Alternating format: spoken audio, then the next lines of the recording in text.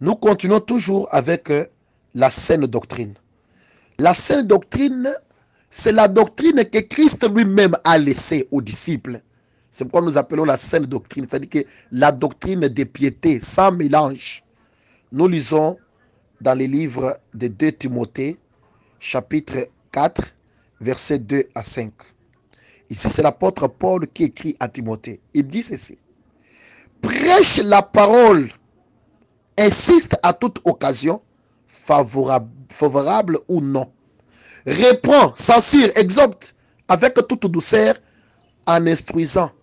Car il viendra un temps où les hommes ne supporteront pas la saine doctrine. Lisez bien cette place-là. Car il viendra un temps où les hommes ne supporteront pas la saine doctrine, mais ayant la démagogie d'entendre des choses agréables. Quand on parle de démagogie, c'est le mensonge, détournement de la parole. Ils voudront entendre des choses agréables, c'est-à-dire des choses qui les font du bien à l'oreille. Recevez le mariage, soyez bénis, et recevez l'argent. Là, les gens aiment les choses pareilles. Ils ne supporteront plus la saine doctrine de la piété, de la sanctification, de la parole sainte, du Saint-Esprit. Non, ils ne supporteront pas ça. La Bible nous dit, mais ayant la démagogie d'entendre des choses agréables, ils se donneront une foule de docteurs selon leurs propres désirs, détourneront l'oreille de la vérité et se détourneront vers les fables. Vers les fables, c'est-à-dire que Massessé. Non, je parle en lingala. Les fables, c'est-à-dire les histoires. Ils vont commencer à nous parler des contes, des histoires, des proverbes. Au lieu de nous parler des choses de Dieu, ils vont commencer à vous dire des fables.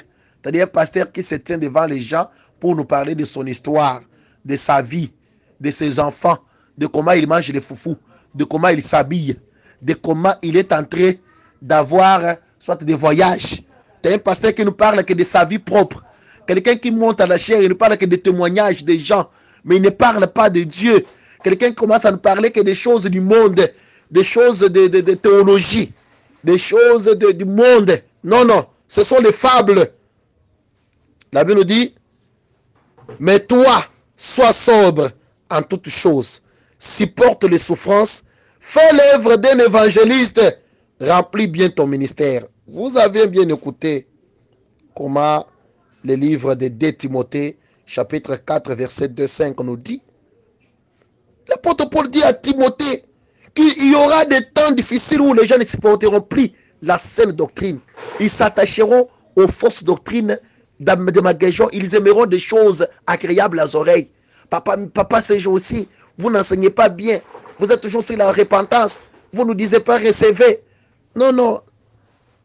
Les gens s'attacheront à ça. 1 Tite. Nous lisons le livre de 1 Tite, chapitre 2, versets 1 à 8. L'apôtre Paul qui écrit encore à Tite. Ici, c'est 1 Tite 2, 1 à 8. Pour toi, dis les choses qui sont conformes à la saine doctrine. Voilà, c'est la vraie doctrine. Dis que les vieillards doivent être sobres, honnêtes, modérés, saints dans la foi, dans la charité, dans la patience. Dis que les femmes âgées doivent aussi avoir l'extérieur qui convient à la sainteté. N'être ni médisante, ni à donner au vin. Tu vois une femme qui prend des vins, qui boit, qui s'habille mal. Non. Que ton extérieur soit bien. Qu'elles doivent donner de bonnes instructions dans le but d'apprendre aux jeunes femmes à aimer leurs maris et leurs enfants. Vous avez compris le ministère de la femme?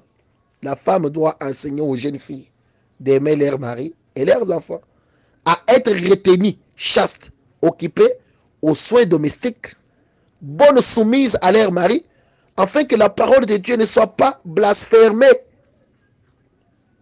Que la parole de Dieu ne soit pas insultée, blasphémée.